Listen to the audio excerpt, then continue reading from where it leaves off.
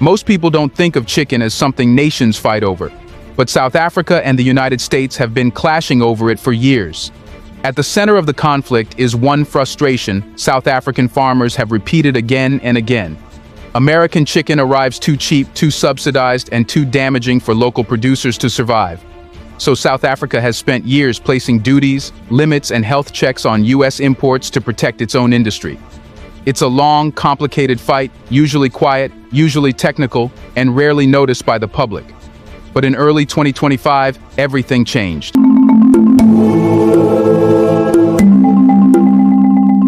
Another popular animal product in South Africa is poultry meat. And now that $20 billion market is at the center of a trade disagreement with the U.S.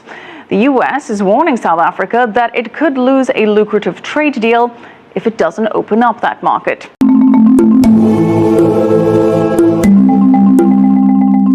A decision from the southern tip of Africa sends shockwaves across the global economy, reshaping the $17 billion U.S. poultry industry and challenging Washington's agricultural influence. South Africa, one of Africa's most important emerging markets, has blocked U.S. chicken imports, triggering a dramatic $450 million economic blow to American producers, while delivering an unexpected victory to local farmers thousands of miles away. What triggered this? Why now? And what does this mean for the future of U.S.-Africa trade relations? It began with a policy statement issued quietly from Pretoria, a statement few expected, but one that would dominate international headlines within hours. South Africa would officially suspend the majority of U.S. chicken imports. No loopholes, no transition period, no diplomatic softening, just an abrupt, uncompromising policy shift. For Washington, this was more than a trade inconvenience. It struck at the heart of a long-standing economic arrangement, one that had allowed American producers to export millions of tons of frozen poultry into African markets each year. The United States, already facing tightening profit margins, inflation-driven feed prices, and falling export competitiveness, suddenly found itself blocked from a market worth nearly $500 million. Dumping. For more than a decade, South African farmers have accused U.S. poultry companies of dumping cheap chicken, selling it at prices far below domestic South African production costs, destabilizing local markets. American producers had argued that these were simply byproducts, cuts that Americans seldom buy, but that African households often prefer. South African farmers disagreed. They claimed the artificially low prices were destroying local businesses. Many smaller farms shut down. Employment declined. Rural communities suffered. And so, South Africa launched a series of investigations that would eventually conclude that American poultry was indeed arriving at uncompetitive, sometimes below-cost prices, undermining domestic producers. South Africa sits in a complex geopolitical space.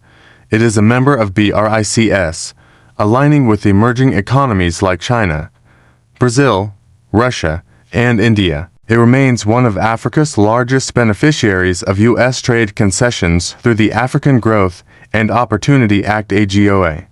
It is a gateway market, influential, industrialized, and strategically important. The U.S. has historically relied on South Africa both economically and diplomatically. American products, from cars to technology to agricultural goods, have flowed into the South African market for decades. But as global power balances shift, African governments are increasingly redefining their economic relationships. This decision, therefore, is not just about chicken. It is a symbolic moment in South Africa asserting its autonomy in global trade. U.S. poultry producers are projected to lose $450 million in revenue.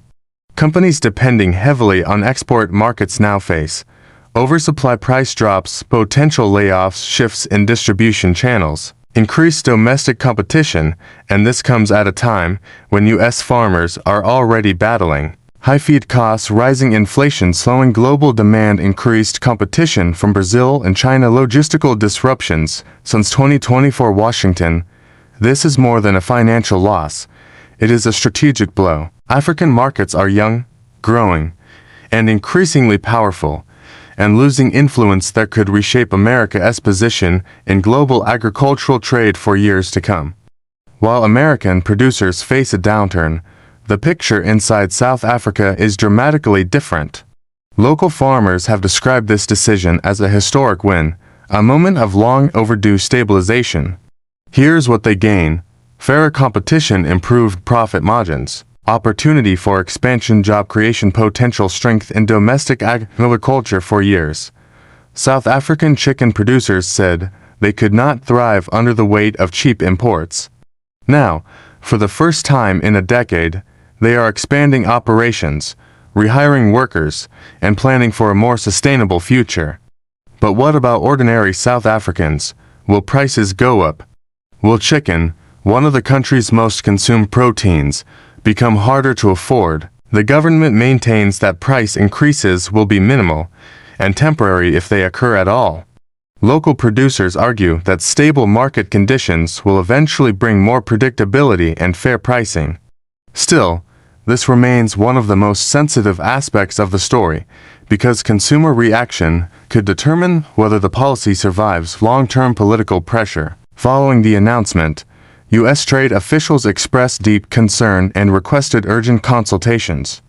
There is talk of diplomatic negotiations, trade reviews, possible retaliatory measures, reevaluation of certain South African benefits under AGOA. However, Washington is navigating carefully. South Africa remains a critical strategic partner in Africa's economic and political landscape, and any harsh response could push Pretoria further toward BRICS alliances.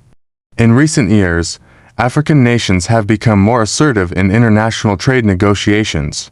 This decision reflects a broader pattern: Nigeria restricting foreign rice to grow local farming, Kenya reviewing U.S. agricultural import standards, Ghana protecting local poultry industries, Egypt strengthening domestic food production for decades.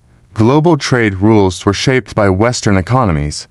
Now, African states, with rising populations and expanding markets, are pushing back. South Africa's move is a clear message: Africa is no longer a passive participant in global trade. It is a decisive actor shaping its own economic destiny. This story is not just about a ban, it is about a global shift. 3 long-term implications stand out. Trade relationships are changing. Countries are reevaluating their dependencies and asserting new priorities. African markets hold growing global influence, and Western economies can no longer assume guaranteed access. The poultry industry faces a global reshuffle. Brazil and China are poised to fill the supply gap. American producers must rethink their export strategies. This is more than a single policy decision. It is a reflection of a world where economic power is shifting, where local industries are fighting to survive, and where nations, big and small, are rewriting the rules of global trade. South Africa's rejection of U.S. chicken has cost America nearly $500 million. But the real story goes far beyond numbers. It is about identity, sovereignty, and the evolving balance of global influence. And as the world watches, one thing is clear: this decision will echo far beyond the farms of South Africa and the poultry plants of America. It will shape the future of international trade and redefine how nations negotiate their place in a rapidly changing world.